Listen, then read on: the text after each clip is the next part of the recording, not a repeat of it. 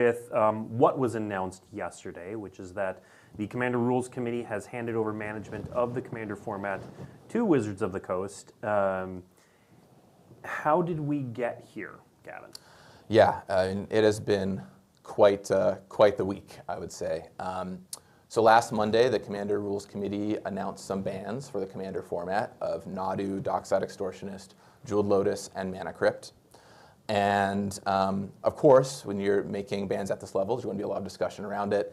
And the discussion was very heated. It quickly became very heated and escalated immensely, far beyond the scope that I think anyone could have anticipated for this. Oh, it's been tough. It was really tough listening to how far it escalated, all the way up to hateful messages, death threats, and more. Being calls with these people, with the Rules Committee, who I would consider close friends. It's just tough. It's really tough to see that. And so, we started discussions midway through the week with them. What are we going to do, right? This is clearly not okay. And I think one of the things is the Rules Committee are 5 people who are so incredible and so dedicated to Magic, and they have done such a great job shepherding Commander. But at the end of the day, there are 5 people who are doing this role in addition to all the other duties they have, and it is a huge role to take on. And they're volunteers. And they're volunteers as well. And the amount of problematic messages they were receiving and the amount of impact it was having on their lives was immense. And we at Wizards have a lot of resources. We can kind of dedicate ourselves full time to working on this stuff. So we started talking with them about what the different paths forward could be, what kind of collaboration we could do. And ultimately, we all kind of reached the conclusion together that the best way forward was for them to give us the format, which they were very much on board with doing. And it was something that Jim and others and the whole committee felt strongly about. It was not an easy decision to reach. Yep. It was an emotional week, and it's not what any of us intended going into this conversation. Right. For years now, people would ask me internally and externally, like, why don't we, or when is Wizards going to take over Commander? And my answer was always like, I don't want to. Like, I don't need to. Like, I have enjoyed that this community-created format has been run by the community. They've done an excellent job. Throughout the years, we've worked with them, to implement things in the comp rules or whatever. We've showed them stuff in advance to make sure it fits the vision and made some changes if it didn't. But we've got to a point now where we need to, just based on the goings on in the community, want to or not, this falls on us now, and this is the best path forward. Okay.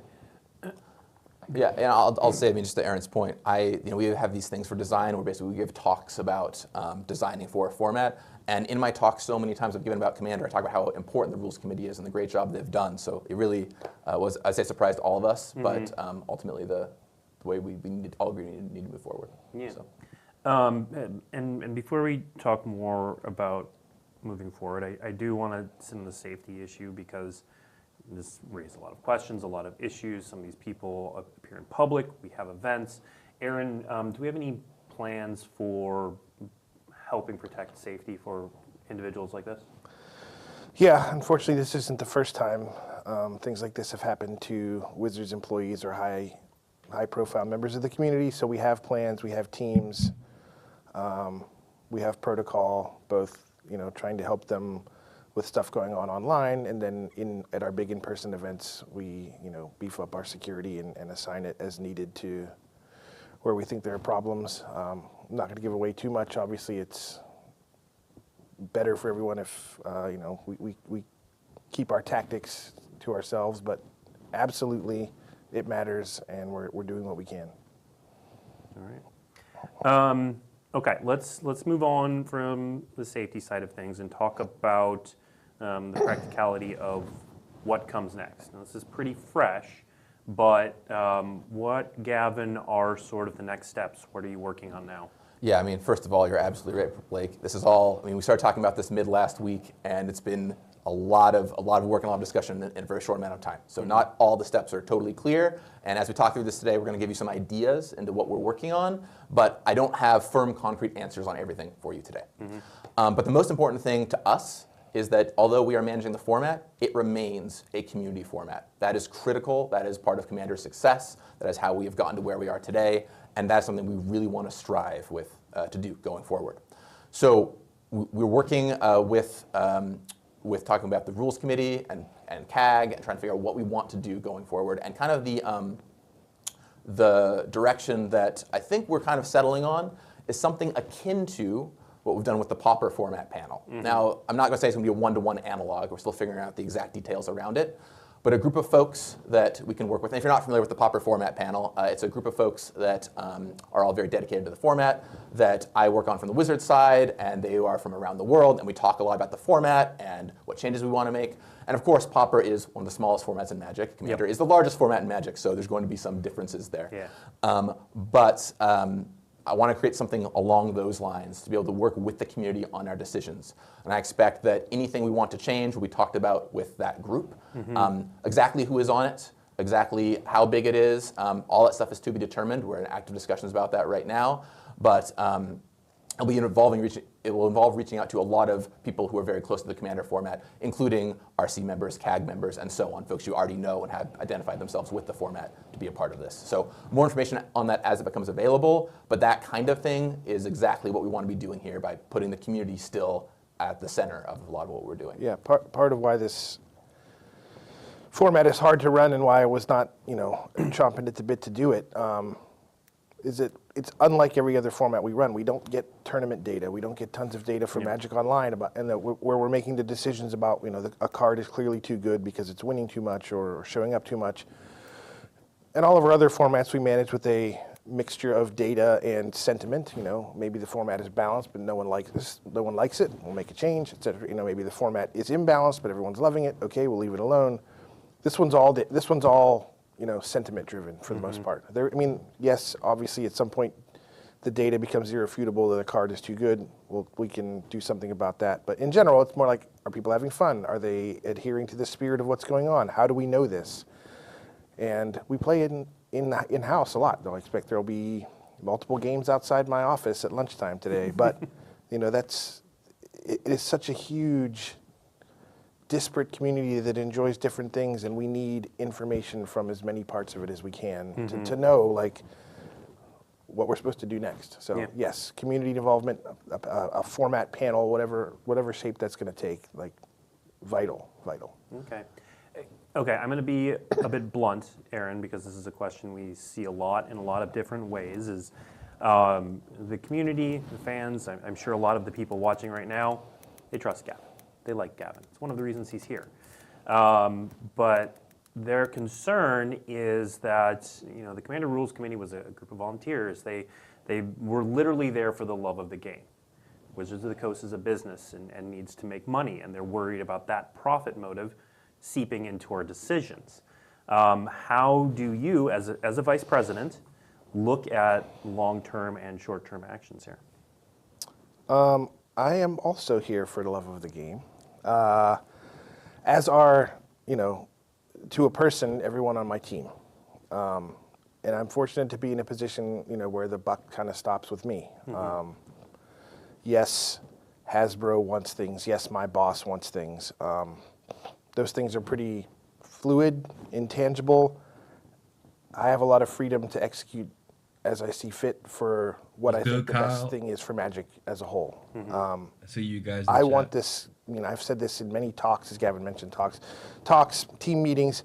Our goal is to make this thing last forever. Yeah. Our goal is to grow it. We obviously want as many people as we can playing it. We make a lot of decisions and products to try to increase the reach and the different kinds of ways to engage with the game. But we can't make decisions that turn off the community. We can't make decisions that make people want to leave or quit or whatever. So keeping everyone happy, making the game as fun as possible for as many people as possible is the way we're going to make our money. Yeah. And so I think, once you accept that, our motives should align with how most people enjoy the game, if it's going to work properly, and it has, for over 30 years now, that's going to be why we make decisions. We want people to keep playing. We want people to enjoy the game. And if there are things that we have done that make it less enjoyable, we will address them. And that's how we plan on running the ban list, and just how we've run card design for all these years. Well, and that's a good segue into talking about the ban list. We made the statement in the article that we do not plan to ban any cards coming up, but we are looking at the list. Can you talk a little bit more about your thoughts and philosophy there? Yeah, absolutely. So as one of the things we're doing with management of the format is we're going to reevaluate the ban list and look over that and see if there are any changes we want to make.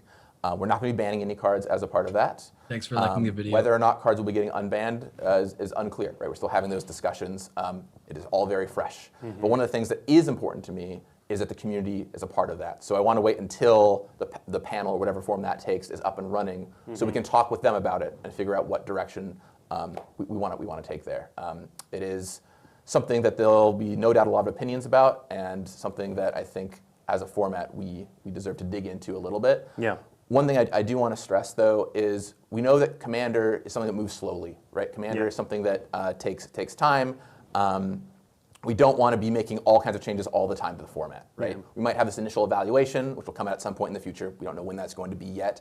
But we're not looking at doing tons and tons and tons of check-ins and changes to what's happening with the ban list, because stability is a key part of what makes Commander Commander. Yeah, and something you said in there made me think of it. Are we planning to, so we just changed our BNR cadence for our competitive formats. Are we planning to tie Commander to that, or have it give its own cadence? No, we won't be aligning with the normal BNR cadence. I highly doubt Commander would want anything that frequent or often. I could imagine a world where we go into quarterly updates, similar to what the Rules Committee has done for years. But all that is still TBD. But the short version is I would not expect constant bans or changes or anything along those lines, because stability is a key part of Commander. Okay. Now, one of the things we did have some new information on was a system that we've been working on for a short amount of time, is the bracket system. So we have a graphic that our team very quickly put together that we can put up. And Gavin, why don't you talk a little bit about the idea behind the Commander Power Bracket? Absolutely. Okay, so I'll start with one of the biggest things that Commander faces, especially as you're going out and playing with people outside your playgroup, like at your local game store or Magic Cons, is finding people to play with decks that are in a similar power category to you. And we've been talking a lot about that internally. It's one of the hardest nuts to crack for Commander. And the Rules Committee's talked about how that's been a challenge for a long time. We've talked about how it's been a challenge for a long time. And something we've only recently really started talking with them about is the idea of the system. So the idea of the Commander Power Bracket system is as follows. We would take a lot of staples for Commander and divvy them up into buckets, 1, 2, 3, and 4. These don't have names right now. This is all very, very fresh and new. If you have great name suggestions, we are happy to hear them. Maybe numbers is the best, unclear. But one Power Bracket 1 level cards are cards that any deck could very conceivably play, and are kind of often staple-y cards at, we put them in precons all the time. Things like Swords of Plowshares, Grave Titan, and what have you. It's sort of like precon power level roughly, or below from there. All the way up to bracket number 4, which are some of the strongest cards you can play in Commander, and mini cards players don't want in their games, right? Like Armageddon is on here as an example. That is a card that is generally not super fun for a lot of people if it shows up in a game, but some people in some tables do enjoy playing. Your deck is then defined by the highest power bracket card that is in that deck. So for example, on this list right here, if my deck contains Adraneth Magistrate, then it is a power bracket 3 card, unless it also contains a power bracket 4 card in there. Now, the system is not perfect. Nothing is ever going to be better than sitting down with your table and having a conversation about your game, having a conversation about what kind of game you want to play. Nothing can ever replace that. But what we found with the old power level 1 through 10 system, for example, is people like having something quick, easy to reference. Hey, what number are you? Now, the power level 1 through 10 system has a lot of problems. It has not been successful because, in part, first of all, the first 5 to 6 numbers don't really even exist. Every deck is a 7. There's no immediate things you can point to in terms of cards and where they would fall on this scale. And everyone's playgroup is different. So what is a 7 in my playgroup might be quite different from what is a 7 in your playgroup. But having clear benchmark cards, I think, will help those conversations happen. And if your deck is really a 2, but it contains Ancient Tomb, which is a 4 card, that opens that conversation up to the table. So you can talk about it with your group, which is ultimately the best way to find a game that is the right thing. So it's all very fresh. It's all very new. It is not fully fleshed out by any means, but we want to show it as an example of the collaboration we've been doing together and something you can hear more about in the future. Yeah. I mean, I think this ultimately will be useful when we get it right. I know my own journey into Commander coming, as, as having been a Pro Tour player or whatever. I'm like, oh, they're playing this, they want me to play, I'll build a deck. My deck has Armageddon in it. I Armageddon people. I'm told, like, don't do that, you shouldn't do that. And I'm like, what do you mean? Like, I know I'm not supposed to biorhythm people. That's written down here in the list of things I'm not allowed to do. Codifying some of the, like, if you're playing with cards up at this tier, people that are playing with cards down in this tier may not appreciate it, or it does weird things to the game, or is not in the spirit of what's going on. I think writing more of that down will help.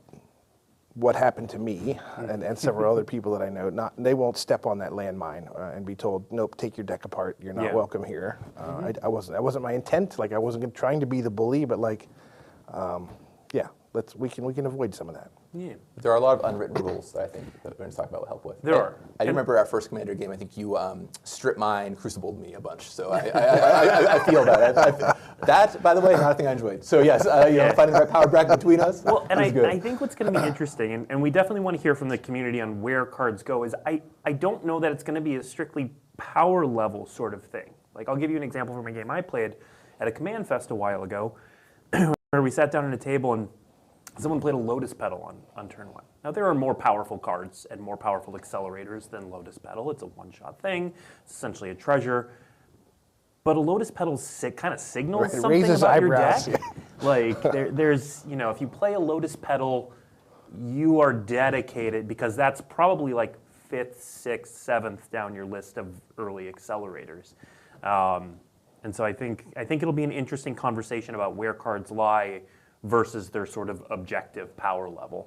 Yeah, absolutely. And I think Lotus Petal is a great example too, because there are plenty of super high power decks that play Lotus Petal. Also, maybe I'm playing my fun little Teshar mono white deck and I just want a cheap historic trigger, right? Yeah. And so that's the conversation that, once again, you would have with your table. It can't ever replace that, but it's a good thing to get you directionally started. Yep, exactly. Digging into that more, I want to read a question that came from our Discord. Is there a dedicated team that's going to work on the bracket system? Out of all the mentions of the post, an official and professionally designed power system is something I'm very hopeful for, and if it's properly implemented, could be very helpful in format, longevity, and overall structure. What are your plans for developing and constructing this bracket system for the future? Yeah, well, as I mentioned before, I want to work with our community group on it a great deal. We've been doing some work already with our design team to kind of figure out where we think cards might go, but ultimately involving the community is going to be a big piece of this. So if you have thoughts, please send them our way. Like, I would be happy to hear them on social media, and our Discord is a great place for them as well. And we're going to continue doing some talks with our design team to kind of get some initial structure figured out. But then once this community group is up and running, I really want us to all tackle it. Ultimately, I don't know how many people are going to be in this group, but not everyone is going to agree perfectly on everything, because if we try and sort 100 Magic cards into 4 buckets, there's going to be different opinions there. But getting directionally about right on where we want to go with everything, and then rolling it out, and then even fine-tuning it over time based on your feedback is going to be critical. And the nice thing about this is it's pretty easy for us to move some stuff around with proper communication. So it might take us a little bit of time to get it right, but we're eager to dig into this. Yeah. Now, is this meant to replace Rule 0? No, Rule 0 is still, like, as I mentioned earlier, the best thing you can do in any game is sit down and have the conversation about what kind of game you want to play. Yeah. Right? And Rule 0 and pregame conversations are great for that. But just like how many folks would use power level to approximate something now and try to bypass that discussion, this will send you directionally on the right path. And once again, if that creates a discussion at your table, then great, we've got you to do Rule 0 inadvertently. Yep. Right? So. Yeah, it can shortcut a lot of the, if it's done right, it'll shortcut a lot of those conversations, and it'll allow us to set up things at events where, power level 2 pod, Over here, and yeah. everyone knows what that means. Yep. There's not a lot of ambiguity, or is my deck really that? I don't know. I promise I won't infinite combo people unless I'm losing, Yeah. So speaking of infinite combos, we saw a lot of this conversation also bracketed around CEDH, or competitive commander. How do you all view the bracket system and competitive commander and the whole conversation around CEDH? Yes. So internally at Wizards, the thing we primarily design for is what I'll call casual Commander, Yeah. right? Just the more traditional sides of Commander, and that's where our focus is going to mostly be with the bracketing system. But with that said, I mean, we know there is a CDH audience out there, and I would like to make sure there's at least one person from the CDH community on the new community group that we're forming, make sure that their voice is heard in the room as we're working on all of this. Commander, like I said, the majority of it is kind of social casual. That is what we're focused on here. But especially as you look at that fourth power level bracket, that's a place we could potentially talk about putting CDH cards to really signal that is where a lot of these cards live. Would you ever do 2 separate ban lists? No, this thing needs to, this power bracket system needs to do all that work. And maybe level 4 it becomes thought of as that. I don't know. That's where we need to get the input and figure it out. But I do want to, I do acknowledge that this community exists. People enjoy it. I want to allow for it in whatever system we come up with. But yeah, I mean, continuing, the bulk of our work and decision making is going to be about the lower stakes. We're just here to have a good time and do crazy things, Commander style gameplay. But much like we do for every kind of Magic, we want people to be able to push things to the highest level. That's why we have Pro Tours and whatnot. And at the same time, still allow for fun at home experiences. So we think we can thread the needle if we do this right. I think the Vampiric Tutor and Armageddon, which were the 2 cards on the screen a moment ago, listed under 4, kind of show different dichotomies there. Vampiric Tutor is a card that is, of course, heavily CDH played. It's heavily played in high-powered Commander decks. You see it all the time. Yep. And that would certainly belong on that list. Armageddon is a card that is not really played as much or comparatively in something like CDH, but it's still just a card that you really want to opt into. That is an experience that, okay, if I'm sitting down at this table and there's Armageddons and Blood Moons and Strip Mine Crucibles and all this stuff, I know that's what I'm getting myself into. And that's kind of what we want to have living right there. So there's multiple kind of things that could show up on that list. Okay. And I'll just emphasize that it's all fresh, it's all new. We're still working on it and defining it. We welcome your feedback, and we're working with a lot of people to try and get this right. I am going to take a break from our questions that we had down because chat has a lot of good questions about the bracket system, and so I want to pause here and answer some of those. So Kalaji writes, I feel like the 1-4 system will limit the reprints in future Commander products. How, Aaron, you kind of talked about thinking of the bracket system in terms of precons. How are you, obviously it's not set right now, but how are you thinking about precons and the buckets? That's a good question. I can't say I've thought a ton about it. Again, we're 2 days into living in this universe. I'm pretty sure that whatever ends up in the 4th band is things that we would not be putting in precons. The Armageddons of the world, even the Vampiric Tutors. We try to limit tutors in our precons generally. But that does make me wonder, if we put a 3 in a precon, does that make that precon a 3? Is a single card sufficient to identifying what a deck's power level is? Those are, maybe we need a little bit more robustness as part of that system as well. So we will have to put this all through our paces. As I said, this is pretty hot off the presses. Yep. And as soon as you start poking holes in it, there's going to be places where I'm like, oh yeah, that's a good thought. We need to reevaluate that, and that's exactly one of those. Yep. Related, as we continue to poke holes in this, Sol Ring. So Sol Ring was obviously a big part of the conversation and its power level, but ubiquity in the format. Obviously, we don't have it figured out, but how do you two think about Sol Ring? Yeah, when it comes to Sol Ring is the iconic Commander card. It has been in every precon we have made. There are so many awesome versions of it out there. People identify it with the format. It is the loading screen for this very weekly MTG was Sol Ring. Yeah. Sol Ring is not going anywhere. I would expect Sol Ring to be kind of, almost, if I can even use it, bracket 0, if that makes sense. It is just like such a foundational thing that everyone knows and loves. Yes, it is very powerful. It would, if it were any other card, show up in a higher tier. but every commander deck can have a Soul Ring because that is part of the structure that's been created for this format. And I think a thing that's really been viewed in by the community we want to carry forward here. Soul Ring, yes, I expect that to show up. It will be in bucket one. I mean, we put it in every pre-con. We assume everyone's going to play it. I made peace with Soul Ring years ago. I get it. It's part of this format, and that's fine. And fun in many cases. I mean, like Polluted Delta is one of the most powerful Magic cards ever printed.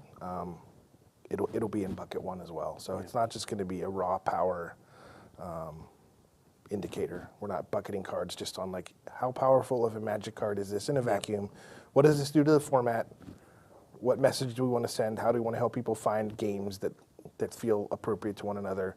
And saying Soul Ring is anything other than like, yeah, this is just the thing you see every single time you sit down. So we can't striate based on that. It's just not useful. Right. If one of the goals is to get you into games with people with similarly powered decks to you, Soul Ring is in essentially every commander deck. Yeah. And so having it be at the lowest level is kind of an indicator of what kind of game you're expecting to play. If we put it in 4 and every deck was suddenly in that bracket, it's not really what we're intending to do here. Yep. So, yeah. Makes sense. Right. So if there's folks out there assuming the first thing we're going to do is ban Soul Ring, bad news. One question / idea that I've seen a lot that I'd love to talk about is one that I actually sort of championed internally just because I'm a Canadian Highlander fan and I have to get at least one mention in every show, but is a generalized point system.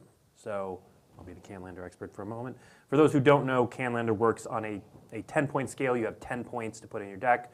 Most cards are worth 0 points, and then the highest powered cards are worth anywhere from 1 to, I think, 8 points is the highest. But you can only have 10 total points in your deck. Have you all thought at all about a point system?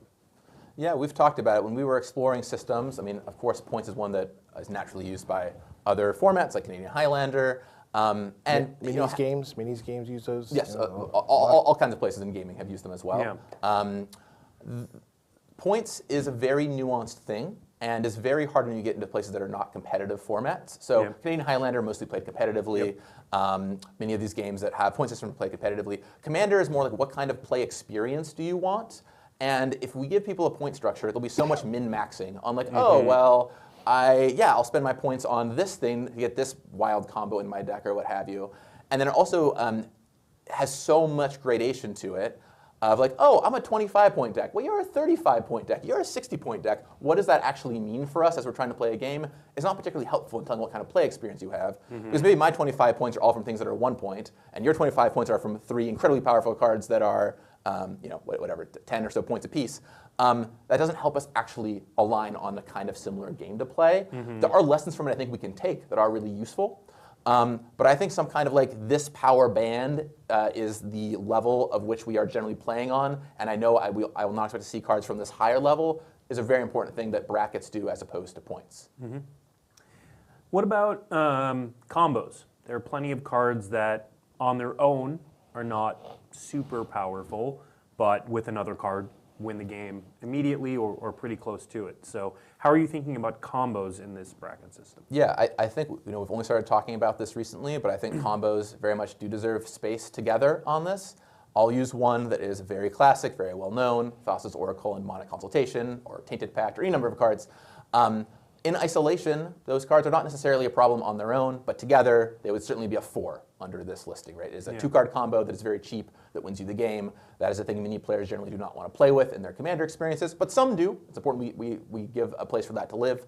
And I think identifying some of those and putting them on that list somewhere is going to be important. Now, obviously, there are tons and tons and tons of combos in Magic. Not every single combo possible will be on this bracketing system, but some of the more iconic ones, I imagine, will make it on. Another, in that same space about fine-tuning this bracket idea, has Brawl on Arena provided you all with any ideas on power levels? Yeah, so one thing that Brawl does on Arena is it kind of buckets your deck into 4 different categories, which is actually, we worked on the brackets before I learned this, by the way, but it's a very fun thing to learn. And it seems to be working decently well for them, where it pairs you against people when you're playing Brawl that have a similar benchmark cards. I think there's a lot we can learn from that. Obviously, those discussions are fresh and and ongoing, but that was a cool thing to learn. That they have a system that is similar and has worked pretty well for getting well match-made games there. Of course, Brawl on Arena is one-on-one. Yeah. It is, I'm not going to call it competitive, but it is trying to defeat the other person as quickly as possible, so there are other nuances there. But it is heartening, certainly a heartening data point to hear. Have these bannings and this discussion given you anything to think about on the design side? Yes, certainly. We've talked a lot about Yo, thank you this, for not liking just the now, video. but of the power level of these cards over the past few years. For example, I would say that Jeweled Lotus was a mistake, like Arcane Signet or Smothering Tithe or cards in that vein. These are cards that we would not make with the heuristics we have today, knowing what we know about Commander. And in the past couple of years, I think we've been pretty good in general about the kind of shape we've been taking with things.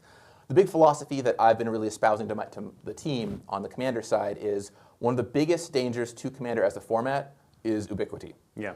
You got to build a Commander deck. Okay, you're going to start with your Commander and Sol Ring. Of course, you have 98 cards left to build.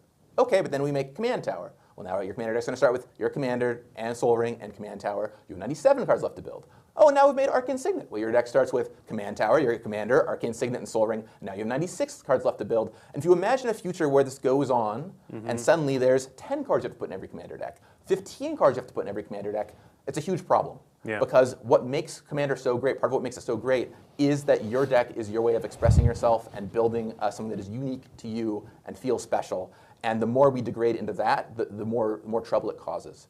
So on the design side, we're trying to do a lot of making cards that are good in specific archetypes, really good in certain strategies, and precons that point you in that direction, but not these cards that will show up in every single Commander deck that should be in their colors. I'm not going to say we're perfect, certainly, but we really want to try and push back against that as much as possible and have a ton of reviews going on internally to try and make sure that does not happen. So yeah, when it comes to a card, the cards that were banned on Monday, for example, those are cards that we are trying not to make, like Dockside Extortionist, Jeweled Lotus. Those are cards that we would not want to make today by today's standards. They kind of break some of our cardinal current Commander design rules on the team. Yeah. Yeah, and Nadu, which you didn't bring up, is certainly not does not embody any design philosophy that was just an oversight, and we've said that in writing before. So I don't want people to throw that one up as like, no, you did this. That was never the intent there. But we can't unprint cards. Once they're made, they're made. Thank you for liking the video. I saw that. Is that they go on to sometimes be the most popular cards in the game. Like cubes and legacy decks are just like piles of design mistakes in many ways. They're just like all of the most egregious things we've ever done. And then it's up to us to figure out, well, we can say, yep, that one wasn't great, but people seem to be enjoying it. We'll reprint it a few times. We'll put it in some other products. We'll put it in whatever. And now it's just part of the fabric of the format. Or using Nadu as an example, it's like, this one's not going well. This is not adding to the fun of the format. We need to do something about this and then ban it. And those conversations are often very hard, because there are people that will defend every single card out there. Like, no, it's actually Thank you for liking the video. Crucible people. It Learn is to build a actually better fun to deck. strip mine If you Crucible don't want to people. get strip mine, whatever. You can take every one of these arguments in either direction, and finding that fine line. That's where we need the input, and that's going to be the hard work over time. All right, we are almost to the end of our list of prepared questions. So if you do have a question that has not been answered yet or that you'd like us to dig deeper into, please do put it into chat. Again, tagging @Magic helps the people on my team find those questions.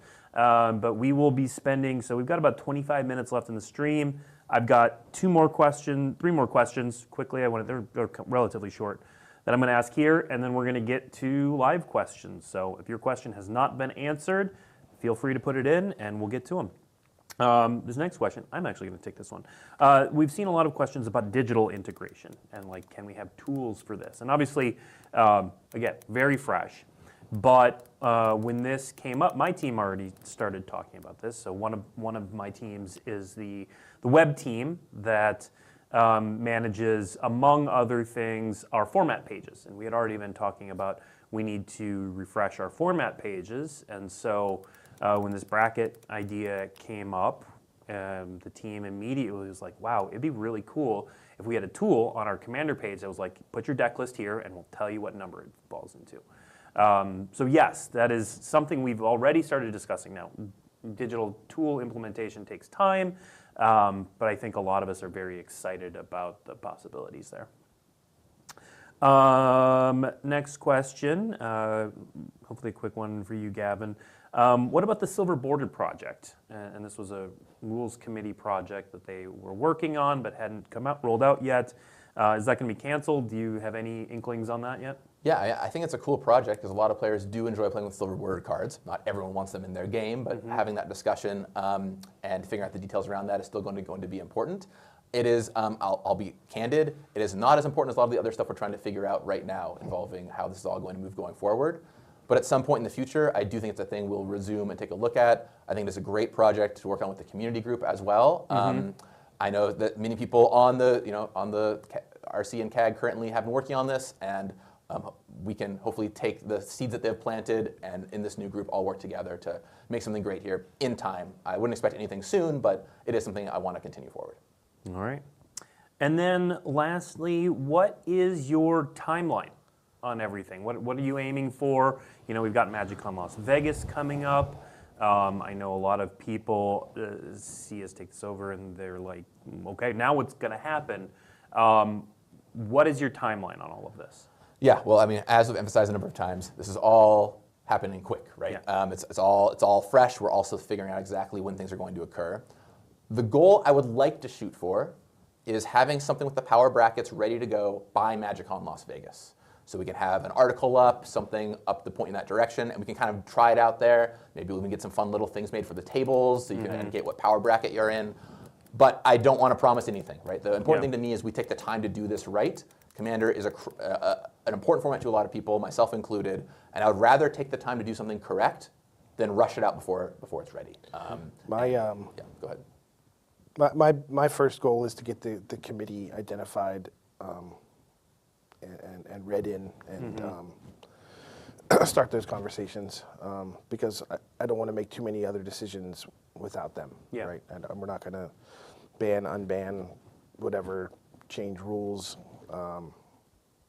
without that committee existing. So if people want some sort of immediate action, it's not prudent. It really isn't. We need a lot of introspection here, a lot of input, and we don't want to do anything crazy or knee-jerk or anything like that. So I believe those conversations will be happening this week, starting to identify people, reach out to them, and then let Gavin, run his first meeting or whatever that's even going to look like. I have no idea. Yeah, and I'll echo that entirely. Once again, the community focus here is critical to us. So before figuring anything out in earnest, having that touch point created is really, really, really important. And I literally have meetings about this later today. So we'll be working on it fast. I appreciate you coming on the show first. Okay, with our last 20 minutes, I'm just going to start running through questions. These are not questions we prepared for, so the answer to a lot of them, maybe we're going to figure that out. But so, for example, our first question from Noodle Penguin: how big do you guys envision the new team directly in charge of Commander will be? Right. So when it comes to this community focus group, which is I think what they're talking about here, we're still figuring out exactly how big we want it to be. We're looking at something in the range of between 10 and 20, but unclear how it's going to look at this time. There's going to be a lot of different factors to take into account there. So it could end up larger, could end up smaller. That's TBD based on a number of things, I would say. And then in terms of design's impact, so I help head up the Commander design team, and in that group there's probably about 12, maybe 10 Commander designers, and they'll also, of course, be working on this to some degree as well. So both Wizards and the community collaborating together. Okay. I got a couple questions in this same space, so I'll ask the shorter one. Will this new community-focused panel to help guide Commander include any members of the CEDH community? Yeah, and I mentioned this earlier, but it is actually really important to me that we have at least one person who knows the format and can speak to that on there to be a voice for that community. The focus of Commander from a design perspective is the kind of more traditional casual social Commander, But I don't want to downplay the fact that CDH is a community that has a very excited audience and a lot of people very active in the game who are passionate about it, and make sure they have a seat at the table is critical. Yep. Right. Designing cards and products, we're aiming at the middle, but rules and floor rules and ban lists have to account for the extremes. So absolutely, I think it'd be great to hear from those folks on these matters. Cool. All right, from 2023 Mod 3UZ, the old RC was very American-based. How will you work on making it less so, and how will you ensure that Europe, Asia, and so on get a voice as well? So when I was helping put together the Popper format panel, something that was really critical to me is that we got a widespread from across many different areas. It's too early to tell what it's going to look like and what the exact mix is going to look like here for this new community focus panel. But making sure we have a spread of people that can provide feedback, I think is critical to making sure that it all runs smoothly, because we want to be able to hear from many different regions as to what is happening in their area, right? Both around the US, around North America, places like Europe, and so on. I can't guarantee it's going to look exactly the same in terms of the percentages of the mix, but getting representation in there from many different places, I think will do us a lot of good. Okay. Next question. I saw this almost immediately when we talked about the bracket system. Would you consider a fifth bracket for CEDH? We are certainly not tied to the number 4. Okay. We tried doing it with 3, and it did not feel like enough.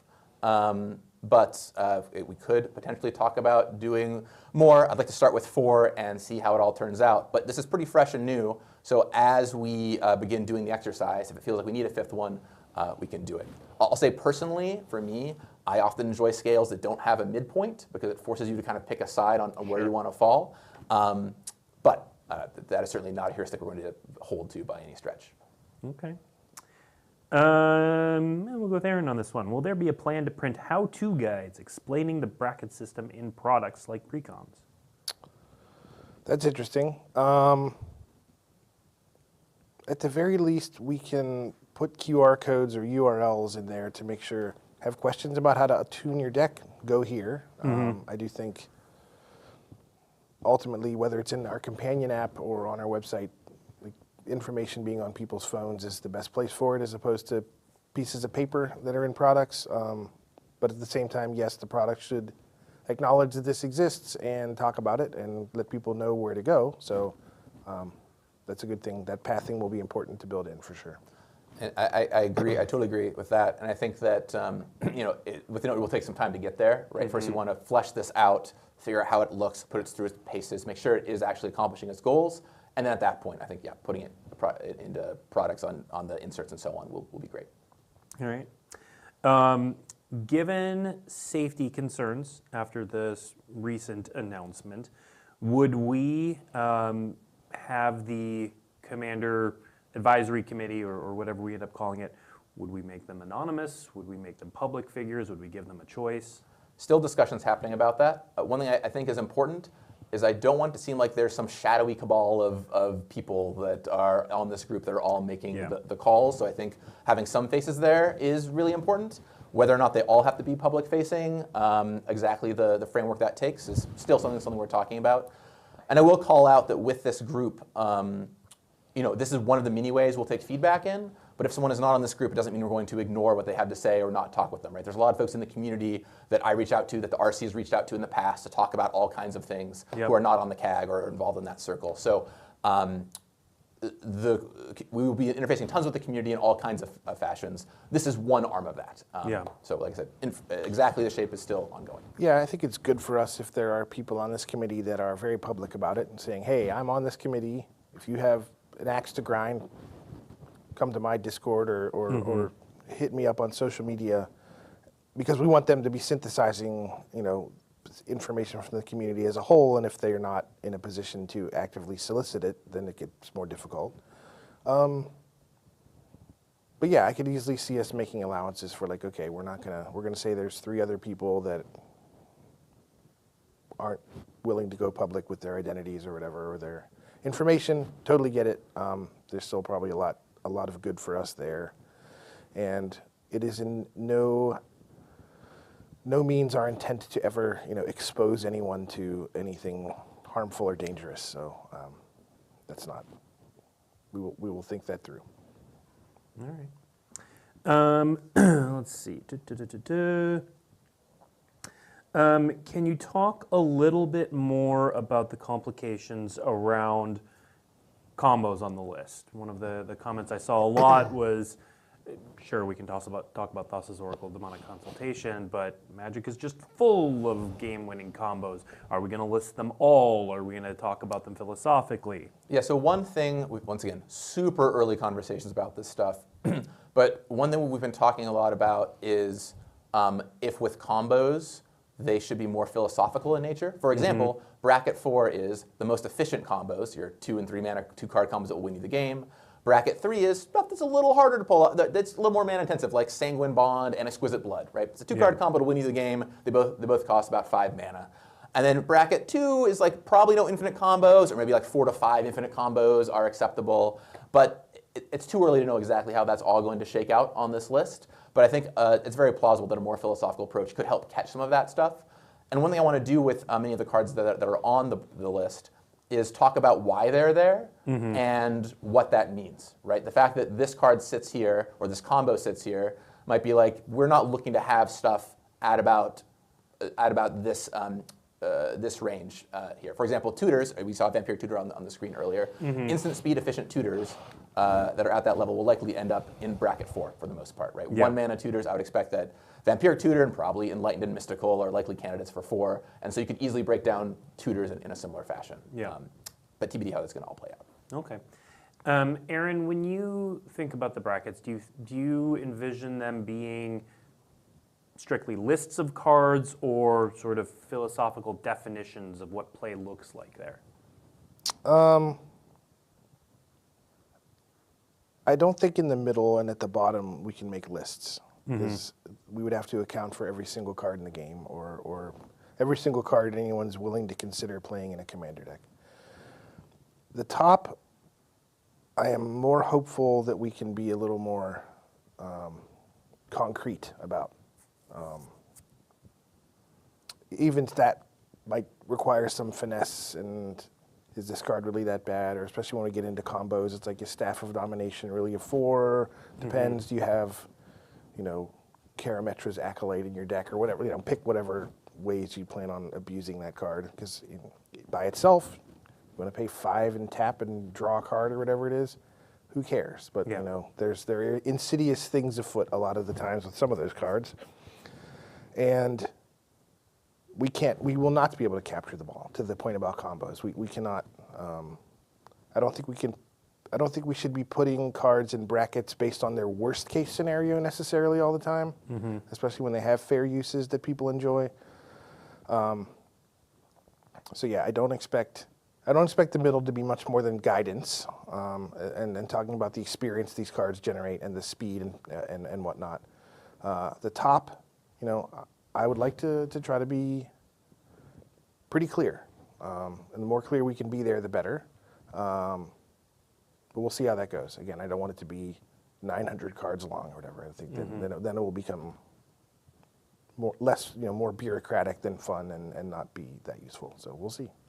And once again, it is all directional, right? That communication with your table. Staff of Domination is a great example. If you're like, I have Staff of Domination and this other card that could theoretically go infinite in my deck, that's a great conversation to have when you sit down about what the kind of play experience you might expect. Yep. For those who, we've referred to the Pauper Advisory, I always forget what it's called, Pauper Advisory Group a number of times. For those who don't know, how does that group work? Yeah, so the Pauper Format panel is a group of folks I work with on the Pauper format. And the way that group is set up, and I'm not going to say this one's going to be exactly the same. I think that there'll be a lot of reasons why I want to take things a little bit differently. But the way it's set up is all of us talk throughout the week, basically every week, about what's happening in the format, what trends people are seeing, what things like Magic Online leagues and challenges are looking like. We'll get data in from Daybreak Games and Magic Online that we'll pour over. When the community has a big outcry about something, we'll talk about if we want to take action there. When it comes time to actually take action, we'll all work on the kind of announcement together and how we want to communicate that out to the public. And yeah, we also talk a lot about just philosophy, right? What are the things in the format we want to hold close to our chest as important? What are the things we're willing to see shift over time? And overall, I mean, I felt like it's been a really great experience with that group. It's a group of very smart people from around the world that are all eager to dig into this. And it's been very positive, and I think that the way we've communicated with the public in a very transparent way has been really successful. And I've heard from you guys all the time that you appreciate the kind of depth we go into in these discussions. And with whatever we do with Commander, I would expect something similar in the amount of communication we want to do with you all. Because especially as a community format, having that discourse and discussion with all of you, and even broadcasting changes we're thinking about in advance, is a thing we want to make sure that we do. Yeah, that panel was basically an admission on our end that we don't have the expertise in the building, right? We don't design for that format. We don't have people that have spent, hundreds of hours playing it. And in order to make the right decisions for how to manage it, we needed other input. We do have those people in the building for Commander. We do have people that spend all day, every day thinking about it and playing it. But for us, using the community, wanting to engage the community in Commander is an admission that the problem is just so enormous. No number of employees spending their time engaging with the format is going to get us a read on how the rest of the world is engaging with it. So we need more than we can provide ourselves. All right. You mentioned getting feedback, so obviously there will be people who are on this Commander format group. But if you're someone out in the world, what are the best ways to provide feedback? Yeah, well, Discord, we have a new Discord set up that I know there's already been a lot of chatter in, so that's wonderful for this. If you want to tweet at me or X at me or whatever we say these days, you can do so online, available on all kinds of social media networks. And also, I just frankly read a lot. I read Reddit is one of the most visited websites on my phone, so I'm always reading the Magic Reddit. I'm always checking social media. When articles go up, I read those. So whatever way you have to communicate with us, whether it's, and I'm sure I will be reading the Discord some. I know it is moving very fast right now, so I can't process all of it. But I'm sure Blake and his team will be sending over a lot of the top, most popular questions and notes. So we'll be synthesizing all of this in the days and weeks to come. And to me, part of the great thing about having the community group too is it's not just me doing it, or the design team doing it. We'll all be hearing things from the community together, right? And I see this all the time where different people hear different things or read different articles and we can share about it. One of the great things about the Popper group is people will share, oh, did you see this article that came out this week or this tweet thread? And often I'll have missed it because I was busy that day or what have you. And all being able to see it and talk about it is great. And I think the community group being someone to pick up on all the different threads that are out there in the world will be really, really wonderful for this too. Yeah. Speaking of which, we are nearly out of time. I will plug the Discord. It's the official Magic Discord. There's a link to it in the article from yesterday. Not only is there a main channel to talk about the Commander announcement, but the team broke it up into a bunch of sub-channels. So if you particularly want to talk about the brackets, if you particularly want to talk about the bans, if you want to talk about any number of topics, there are sub-threads for those, and they're all very active right now. So I definitely recommend checking those out. There are definitely more great questions in chat that we did not get to. Share them in all the ways that Gavin talked. Head to Discord, share them with him. You can share them with me. I'll make sure they get to the right place. Aaron is pretty active on Twitter as well. And so we are open and we are eager to hear about your thoughts. So thank you for tuning in. Next week's show is a smorgasbord of things. There's a bunch of cool announcements. So we'll talk about next week's show when we get there. But in the meantime, we want to hear more about your thoughts on Commander, on the bracket system, and on moving forward. So thank you for tuning in, and we'll see you next week. Wow, that was really... Yo, in the beginning of that stream, I'm just gonna go back in time. Oh no, I can't because this is not YouTube. But dude, if you could go back in time and watch the beginning of that stream, dude. Wait, maybe I can click on this and go watch it. Yeah. Yo, look at this guy's face, bro. You can tell. I mean, man, it was very somber in the beginning of this whole that we've pulled from. Wait. This dude on the right, bro. As this goes on, dude, my God, you can feel like the stress oozing from his face, man. I feel so sorry for these people, man. This whole situation is just incredibly intense. doing a I lot think of everyone listening would over the understand. past Just so 24 everybody knows, I I put a link in the Discord, description to the various social media Discord, channels to and gather a bunch there of is questions from you a all. chat that exists inside the Discord. I'm under Stream Chat 1. I'm going to talk about my thoughts in regards to this, and anybody watching this can go ahead and join the chat should you choose. And we can have conversations about this link that just is inside the Discord, or you guys can just talk in the chat. I see the chat over here as well. But I mean, man, like when we're talking about this this whole situation, you know, I think we're all left with one question: like, are these cards going to be unbanned? I think that's the number one question, which they never explicitly said that the cards were never going to be unbanned. But what they mentioned was that once they create this new commander committee, that's when they're going to start to have those conversations. And you know, the type of comments I want to see right now is what would, if you were in the situation, like if you were chosen to be a part of this committee, how would you solve this situation? Like, would you keep the cards unbanned?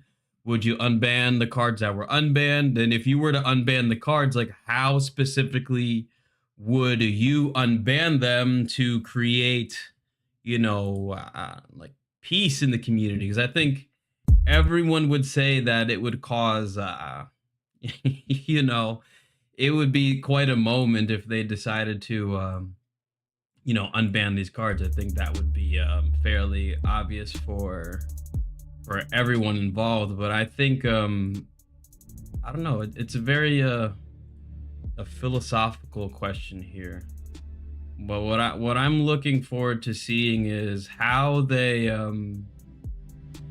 decide to move forward from this. You know, because personally, if I got invited to be a part of this community, I think what I would do is tell them, like, imagine, and you guys can tell me I'm right or I'm wrong in the comments. Like, I know there's no way this is gonna work or this is gonna happen, right?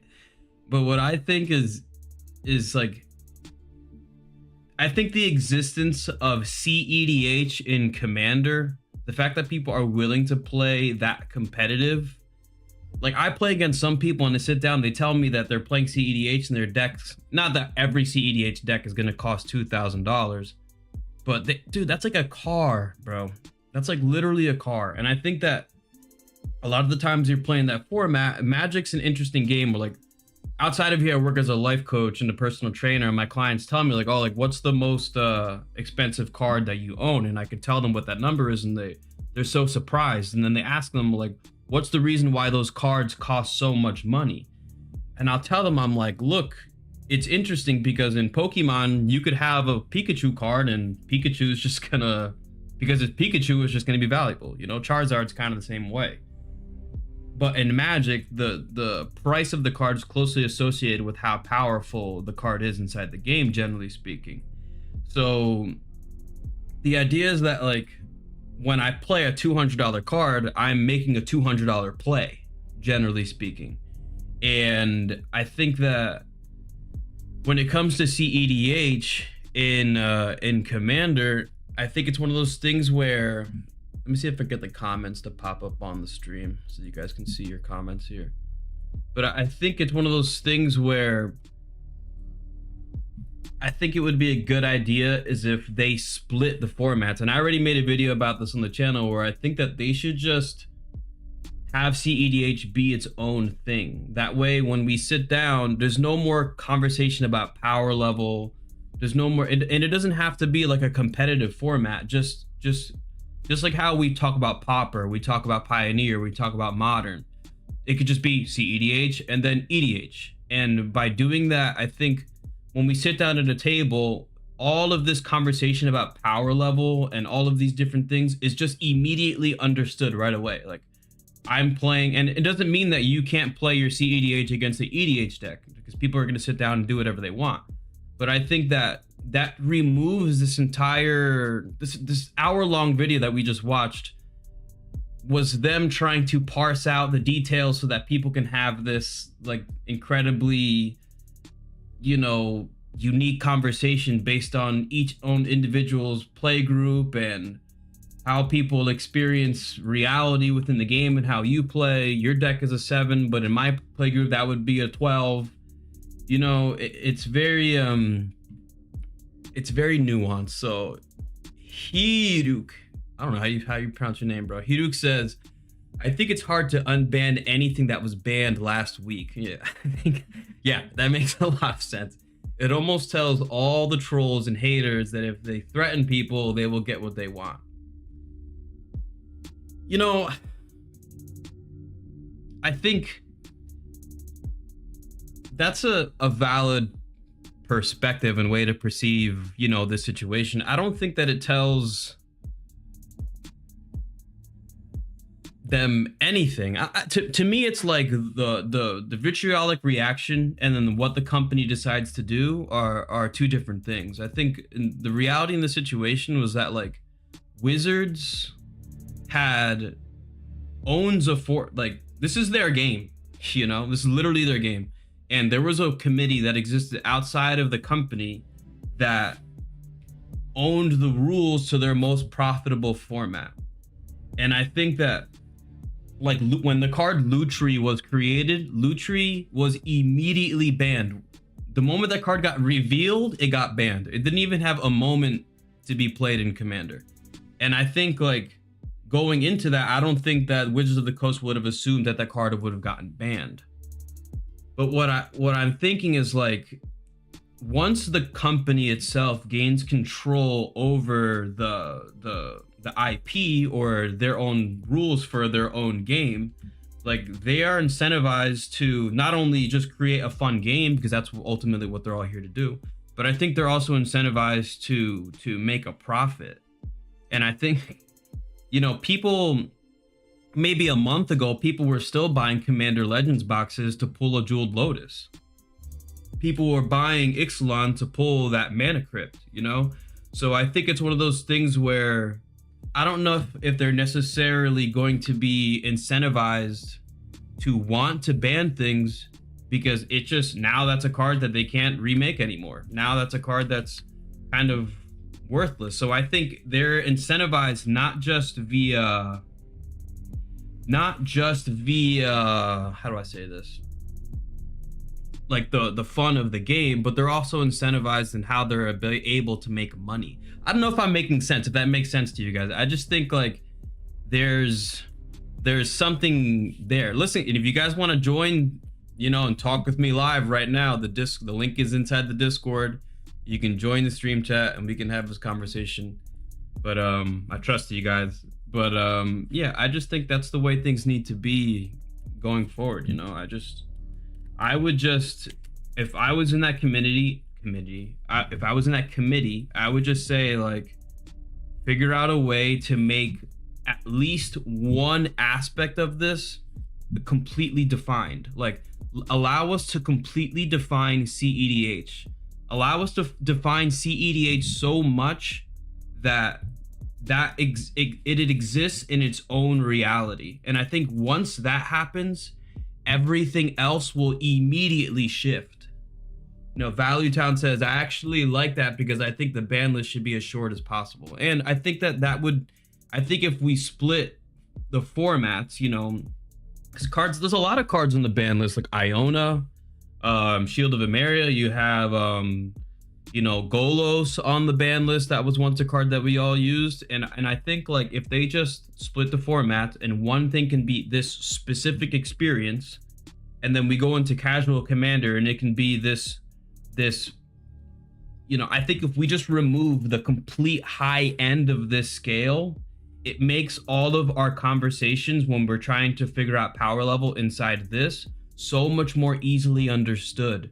Because we automatically go into this experience knowing that I'm not playing CEDH no matter what happens over here, because we all completely understand what CEDH is. That's just what makes sense to me, you know? But that's how I would do it. 1, 2, 3, 4, 5, 6, 7. If in case you guys are wondering, this is a I combined the Bellow commander deck as well as the Aminatu. I combined this commander deck with the Aminatu, the new one. I forget what the name of the deck is called. But I combined both of the commander decks because I pulled this during pre-release. And that Aminatu deck had some rooms inside of it, and I pulled some rooms during pre-release. And I made a combined video, and this is literally what I just created, so I'm just gonna be over here messing with the cards while we talk about this. But let me know what you guys think in the chat. Like, what would you do in this situation? And then I'll read it out and people can see it over here. But I just think it would be interesting, and I think like having that conversation. Unban, Iona, and Coalition Victory, so all my decks can be legal. Yeah. For those of you who don't know, Strife Infinity plays all angels. Like every commander deck that this dude owns is literally, they're just all angels. It's not, there's not, do you own a deck that's not an angel yet, Kyle? And then Jidon says, Rofellos really should be unbanned. I'm not even familiar with who Rofellos is. But yeah, I think it's an unfortunate situation that had happened, you know? I mean, you can't really go into, you can't make decisions like that and assume things like that are gonna happen. Coalition Victory, Sway of the Stars, and Biorhythm are all slow win cons and should be unbanned. Yeah, I mean, we may be going to a place in the future. Imagine like an alternate art Biorhythm. You know, they start unbanning these cards and then they start reprinting them and people start playing them again. You know, I think we'll see what happens. We'll see what they do. But I just look at this like going into the future, that the more cards they unban, or the more they're able to completely define a format, I think the less confusion is going to exist, which will increase happiness. Like people, like I think from my perspective, like doing life coaching and being around people, I think that the most important thing about being around people is you have the Eldrazi deck, Kyle. Good for you. Finally. Wait till they there's the Morophon the commander, so you could at least say that there is some kind of, technically Morophon could be an angel and Eldrazi at the same time. We're gonna put that card on the battlefield playtesting here. Having tiers is so funny. In my play group, hypothetically 4 of us are playing tier 3 to 4 and 1 is playing a precon. Yeah, but it's all fun, you know. I forgot what I was saying, guys. I'm gonna be real. But yeah, I just think as long as, you know, I think that when we talk about humans, like I think I was talking about like what I learned in life coaching was like people really don't like being wrong. People are completely adverse. If anybody feels wrong, it makes them feel, generally speaking, people feel dumb. And when people feel dumb when they're wrong, they immediately shut down. They immediately shut down. People's like their entire like logical sense of reality completely dissipates, and they turn into like, it turns into like this defensive, they go into like a defensive mode. And I think like when you're talking to people, we need to decrease confusion as much as possible, because when you're sitting in a situation that nothing is clearly defined and everything's just based on perspective, which is what I think this which is pretty much this rule zero conversation that we've been having, where it's always going to be based on like other people's experiences. It just, you leave too much space for people to be incorrect. And when people can be incorrect, it just completely I'm sure there is an Angel Eldrazi. It just leaves people in a place where they can be wrong, and when they're wrong, that makes people feel bad, dude. That's just the reality of the situation, and you don't want people to feel bad, because when people feel bad, that's when, you know, we get this entire reality where this whole situation has occurred, you know? And it's tough. And I think looking at this pre-con, I'm trying to get Marina on the battlefield as quickly as possible. And just so I can get all those enchantments. And this is not working out too well right now, but we're trying to do our best here. But I think going forward though, it would be interesting to see how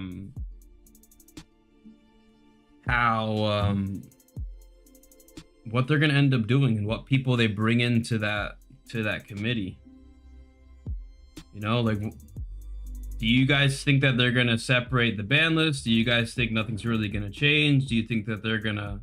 I mean, it's one thing to say that they should unban cards and they should do this, but do you think that they're actually gonna do it? I think that that's the most important question here. And while you guys are thinking about that, keep in mind that we do have the Discord, guys. Everybody can join the Discord. I don't see anybody here that joined the Discord. Also, keep in mind that we play games on via Spell Table as a community. And then I'm going to be playing 1v1 games of Commander on stream, just like this, with people on Spell Table.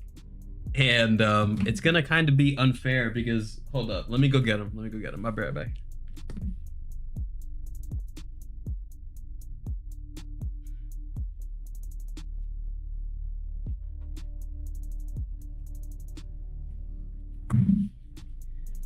I got these I want to know what you guys think.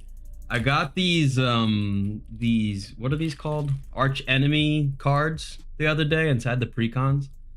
And I was thinking about playing against people on stream, and we can call it like a final boss battle. We'll play 1v1, but I'm gonna get to use these against you. So it's like me and the arch enemy cards against people 1v1, and then if you win, you'll get something cool in the Discord. We'll figure something out. But I feel like it would be a really fun thing to do because, you know, some of these cards, I haven't read any of them, but I think it'd be a funny way to play. And I don't see people doing that, and I like to win, so I think it'll be fun. I actually bought card sleeves that were this size so that I can protect them, and I was kind of waiting to announce it before I got those card sleeves, but I think it'll be a pretty a pretty funny thing to do. I just wonder if every one of these packs are different. Like, are the cards inside here different than these? I guess we're gonna find that out right now. But which people, who specifically do you think is gonna be invited into that commander group, guys? Is there anybody in particular you'd like to see added to that group?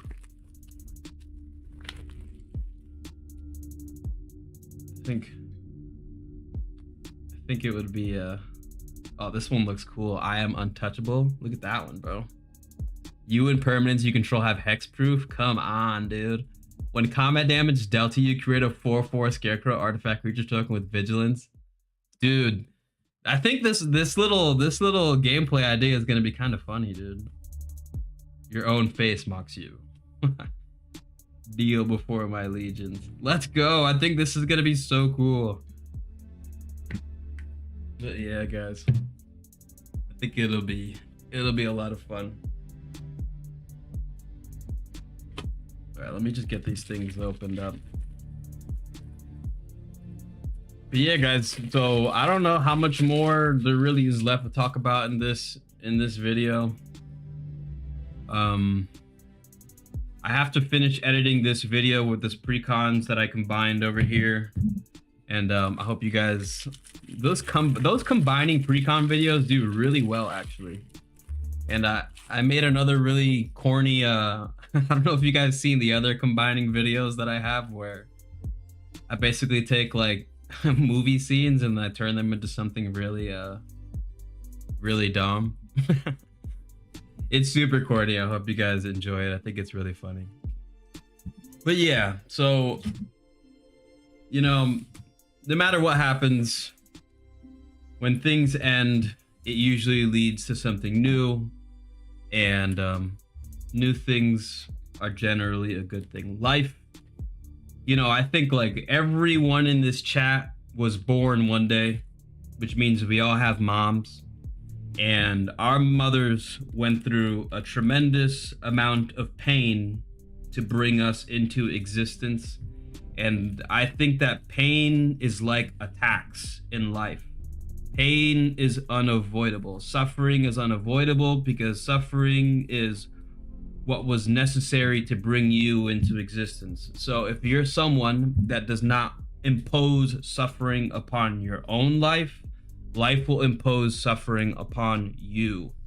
And depending on your ability to impose suffering on yourself, you're going to react to pain differently than other people's would. When these cards got banned, people freaked out, and then other people really just didn't care.